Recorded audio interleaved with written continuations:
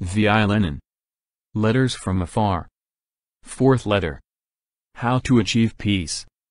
I have just, March 12, New Style 25, read in the Neue Zürcher Zeitung, number 517 of March 24, the following telegraphic dispatch from Berlin.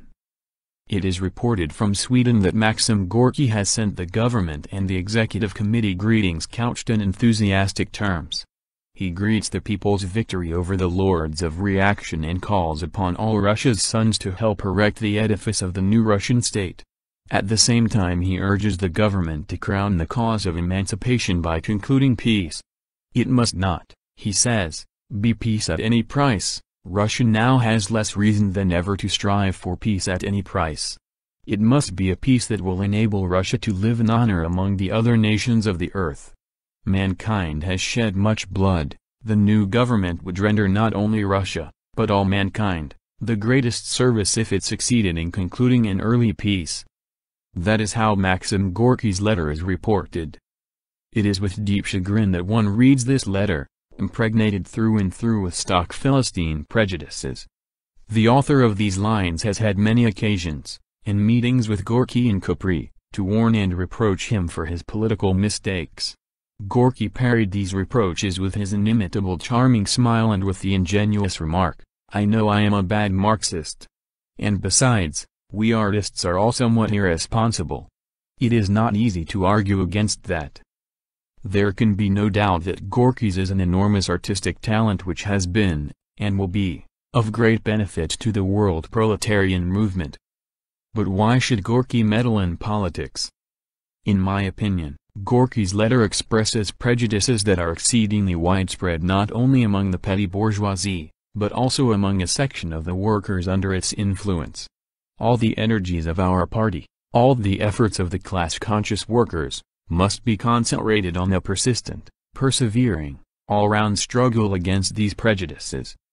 The Tsarist government began and waged the present war as an imperialist, predatory war to rob and strangle weak nations.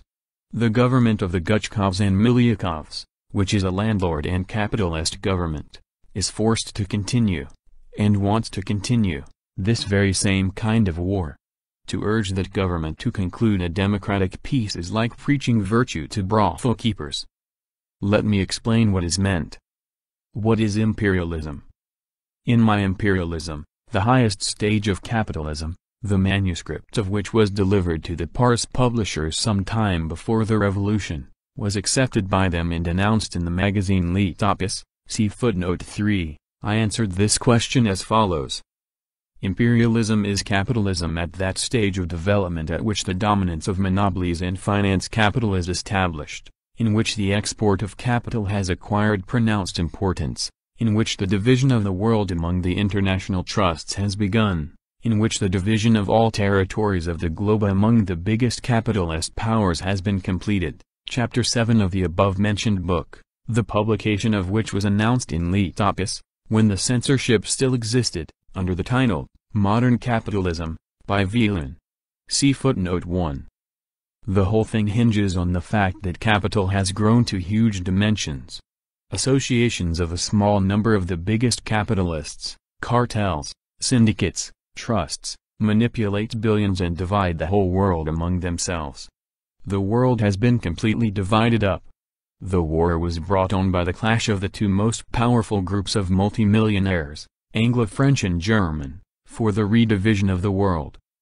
The Anglo-French group of capitalists wants first to rob Germany, deprive her of her colonies, nearly all of which have already been seized, and then to rob Turkey. The German group of capitalists wants to seize Turkey for itself and to compensate itself for the loss of its colonies by seizing neighboring small states, Belgium, Serbia, Romania. This is the real truth. It is being concealed by all sorts of bourgeois lies about a liberating, national war, a war for right and justice, and similar jingle with which the capitalists always fool the common people. Russia is waging this war with foreign money.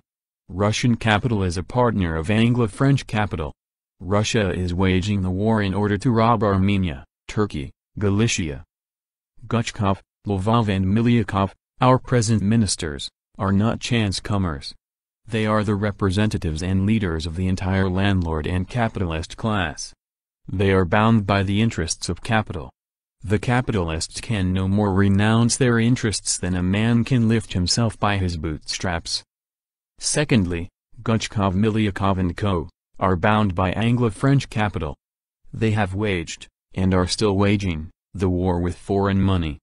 They have borrowed billions, promising to pay hundreds of millions in interest every year, and to squeeze this tribute out of the Russian workers and Russian peasants. Thirdly, Gutchkov, Milyakov & Co. are bound to England, France, Italy, Japan and other groups of robber capitalists by direct treaties concerning the predatory aims of this war. These treaties were concluded by Tsar Nicholas II. Gutchkov, Milyakov & Company took advantage of the workers' struggle against the Tsarist monarchy to seize power, and they have confirmed the treaties concluded by the Tsar. This was done by the whole of the Gutchkov-Milyakov government in a manifesto which the St. Petersburg Telegraph Agency circulated on March 7, New Style 20. The government of Gutchkov and Milyakov will faithfully abide by all the treaties that bind us with other powers, says the manifesto. Milyakov, the new Minister for Foreign Affairs, said the same thing in his telegram of March 5, New Style 18, 1917 to all Russian representatives abroad. These are all secret treaties, and Milyakov & Company refuse to make them public for two reasons. 1. They fear the people, who are opposed to the predatory war. 2. They are bound by Anglo-French capital which insists that the treaties remain secret. But every newspaper reader who has followed events knows that these treaties envisage the robbery of China by Japan, of Persia, Armenia, Turkey, especially Constantinople, and Galicia by Russia, of Albania by Italy, of Turkey and the German colonies by France and England, etc. This is how things stand. Hence, to urge the Gutchkov-Milyakov government to conclude a speedy, honest, democratic and good neighborly peace is like the good village priest urging the landlords and the merchants to walk in the way of God, to love their neighbors and to turn the other cheek. The landlords and merchants listen to these sermons, continue to oppress and rob the people and praise the priest for his ability to console and pacify the muzhiks. Exactly the same role is played, consciously or unconsciously, by all those who in the present imperialist war address pious peace appeals to the bourgeois governments. The bourgeois governments either refuse to listen to such appeals and even prohibit them, or they allow them to be made and assure all and sundry that they are only fighting to conclude the speediest and justest peace, and that all the blame lies with the enemy. Actually, talking peace to bourgeois governments turns out to be deception of the people. The groups of capitalists who have drenched the world in blood for the sake of dividing territories, markets and concessions cannot conclude an honorable peace. They can conclude only a shameful peace, a peace based on the division of the spoils, on the partition of Turkey and the colonies. Moreover, the Gutchkov-Milyakov government is in general opposed to peace at the present moment, because the only loot it would get now would be Armenia and part of Galicia, whereas it also wants to get Constantinople and regain from the Germans Poland, which Tsarism has always so inhumanly and shamelessly oppressed. Further, the Gutchkov-Milyakov government is, in essence, only the agent of Anglo-French capital, which wants to retain the colonies it has wrested from Germany and, on top of that, compel Germany hand back Belgium and part of France. Anglo-French capital helped the Gutchkovs and Milyakovs remove Nicholas II in order that they might help it to vanquish Germany. What, then, is to be done? To achieve peace, and still more to achieve a really democratic, a really honorable peace, it is necessary that political power be in the hands of the workers and poorest peasants, not the landlords and capitalists. The latter represent an insignificant minority of the population, and the capitalists, as everybody knows, are making fantastic profits out of the war. The workers and poorest peasants are the vast majority of the population. They are not making profit out of the war, on the contrary, they are being reduced to ruin and starvation. They are bound neither by capital nor by the treaties between the predatory groups of capitalists. They can and sincerely want to end the war. If political power in Russia were in the hands of the Soviets of workers, soldiers and peasants deputies, these Soviets, and the All-Russia Soviet elected by them, could, and no doubt would, agree to carry out the peace program which our party, the Russian Social Democratic Labour Party, outlined as early as October 13, 1915, in number 47 of its central organ, Sozialdemokrat, see footnote 2, then published in Geneva because of the draconic Tsarist censorship. This program would probably be the following.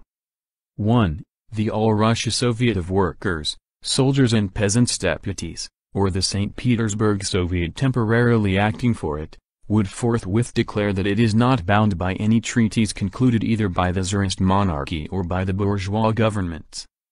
2. It would forthwith publish all these treaties in order to hold up to public shame the predatory aims of the Tsarist monarchy and of all the bourgeois governments without exception. 3. It would forthwith publicly call upon all the belligerent powers to conclude an immediate armistice.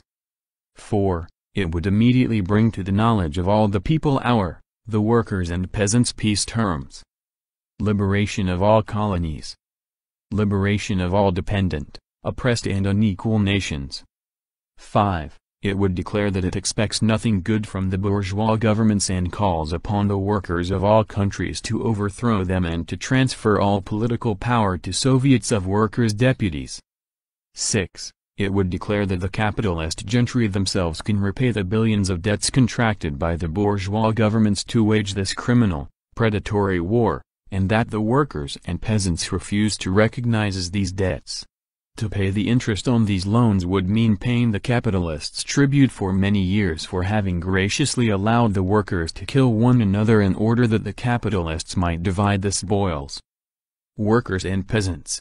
The Soviet of Workers' deputies would say, are you willing to pay these gentry, the capitalists, hundreds of millions of rubles every year for a war waged for the division of the African colonies, Turkey, etc.? For these peace terms the Soviet of Workers' deputies would, in my opinion, agree to wage war against any bourgeois government and against all the bourgeois governments of the world, because this would really be a just war, because all the workers and toilers in all countries would work for its success. The German worker now sees that the bellicose monarchy in Russia is being replaced by a bellicose republic, a republic of capitalists who want to continue the imperialist war, and who have confirmed the predatory treaties of the Tsarist monarchy. Judge for yourselves, can the German worker trust such a republic? Judge for yourselves, can the war continue, can the capitalist domination continue on earth, if the Russian people, always sustained by the living memories of the Great Revolution of 1905, win complete freedom and transfer all political power to the Soviets of Workers and Peasants deputies? On Lenin.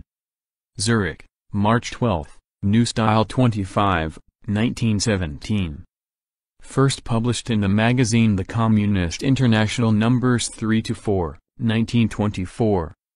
Published according to the manuscript. Letters from Afar. Notes. 1. Placeholder footnote, Lenin. 2. Placeholder footnote, Lenin. 3. Imperialism, the highest stage of capitalism, was written in the first half of 1910, and on June 19, New Style July 2, was sent to Petrograd via Paris. It was to have been published by the Paris publishing house which, on Maxim Gorky's initiative, was putting out a series of popular surveys of West European countries involved in a war. Lenin maintained contact with the publishers through the editor of the series, M. Pokrovsky. On September 29, 1916, Gorky wrote Pokrovsky in Paris that Lenin's book was really excellent and would be put out in addition to the regular series.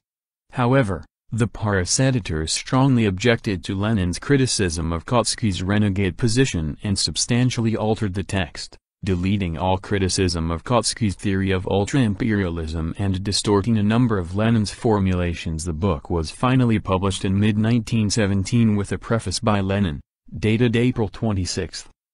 Paris, Sale, and Letopis, Annals, the names of the publishing house and magazine founded by Gorky in Petrograd. Letopis, a magazine of literature, science and politics whose contributors included former Bolsheviks, the Machists via Bazarov and Bogdanov, and Mensheviks. Gorky was literary editor, and among the other prominent writers contributing to Letopis were Alexander Blok, Valery Bryusov, Fyodor Gladkov, Sergei Yesenin, A.V. Lunakarsky, Vladimir Mayakovsky, Vyacheslav Shishkov and A. Chaplygin. Letopis appeared from December 1915 to December 1917. The pair's publishing house existed from 1915 through 1918.